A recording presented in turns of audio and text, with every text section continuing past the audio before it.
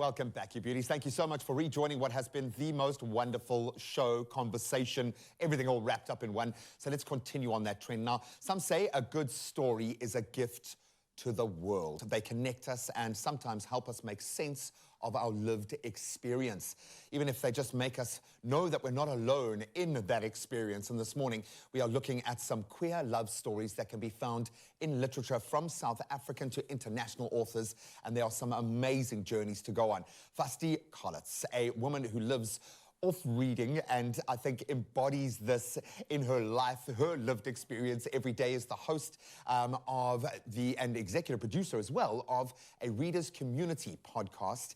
Thank you so much for driving literacy, first of all, just the joy and the development that comes in reading. But thank you so much for doing a deep dive and selecting some amazing books for us to focus on. So thank you so much for being here. It's such a pleasure to be here. There's nothing I love more than talking about queer books. I love that. Why? Why is that? Before we quickly run through the books, why is this such a point of pressure for you?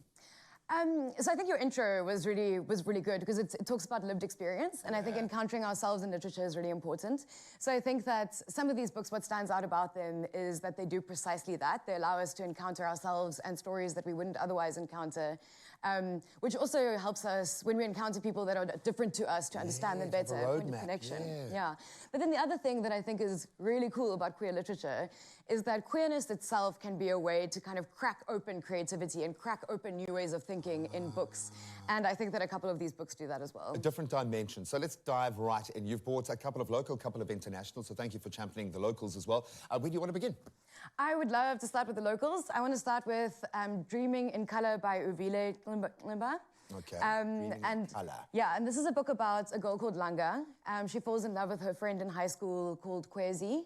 And then it's a real coming-of-age story. So she's navigating a lot of things that young people navigate. She's navigating homophobia at school. And then she and Kwezi go to study in Makanda, and then they navigate homophobia there again.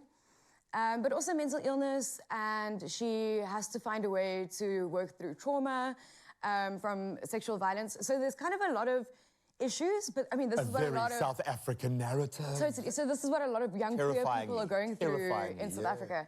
But it is ultimately a love story. Do they end up together? I don't want to ruin the whole book. Oh, I can't say. But you definitely will root for them. Langa and Kwezi's love is beautiful. It's romantic.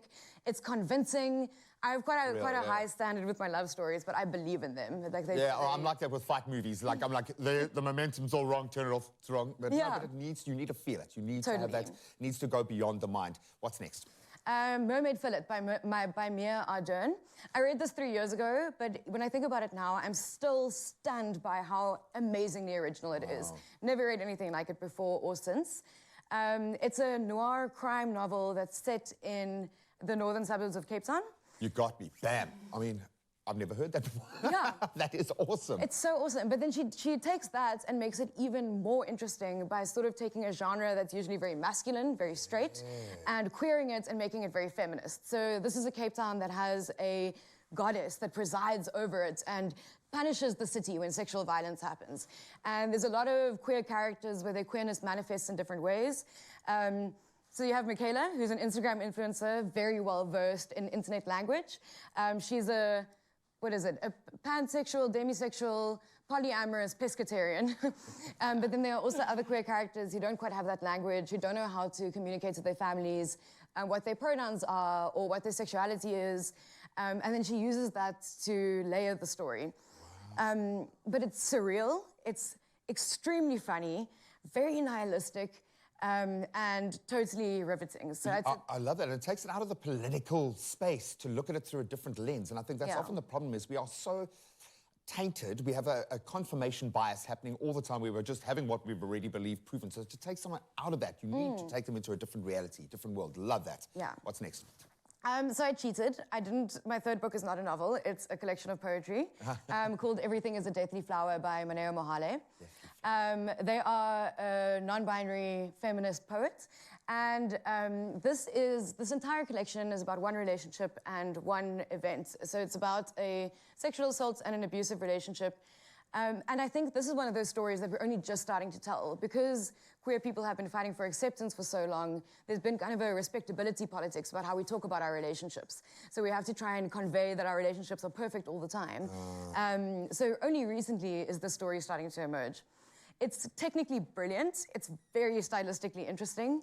And Maneo is also a beautiful performer. So if you can catch them perform ever, go and see them. They read their poems beautifully. I love that. We're going to have to leave it there. We are just too tight on time, but we're going to put you onto our social media pages so you can make some of these recommendations as well and connect as many people to you, because I think you're offering a window into our self-reflection in a way that very few other people can, because you're tapping into this other dimension of literature. Thank you so much for doing that. Thank you, Graham. Not just today, but every day. Fasti is amazing. We'll keep you connected to her platforms for as long as we can.